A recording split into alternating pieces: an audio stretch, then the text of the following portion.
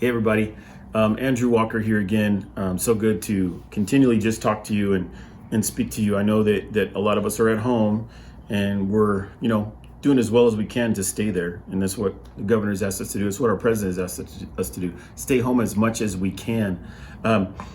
This past Sunday, the message was about how when viruses come, when pandemics come, when tragedy has come in our history, it's been followed by some sort of revival or a move of God.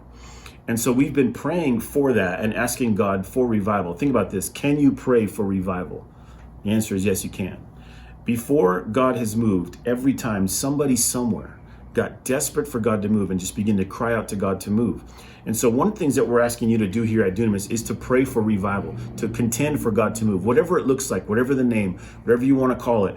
I just want to see God move like I've never, ever seen in my life.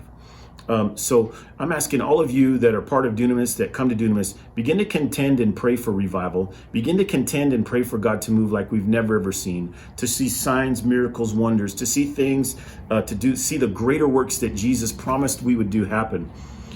But when you think about that, what does revival look like? What is revival? We've seen past revivals and we've seen God move. But do you feel like I feel that this is something coming that we have never ever seen before? We're not going to be able to put this into some kind of box. What does revival look like to you? What is revival going to look like in this city when God comes and begins to just totally show himself and manifest in the miraculous right here in Las Vegas? What is that going to look like? And I'll tell you, man, I have no idea. I have no idea what it's going to look like. I have never been to any of the revivals of the past. I've never been there. I don't know what it's going to look like. I have seen God move miraculously. I have seen people healed. I have seen miracles happen. But I want to see them in such a way like what Jesus saw, where not one person left unhealed.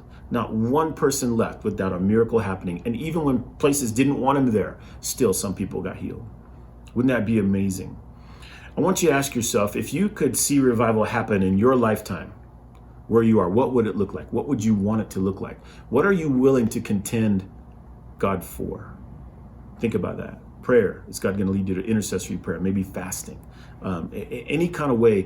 What could you do to see revival happen in an incredible way? What would it look like to you?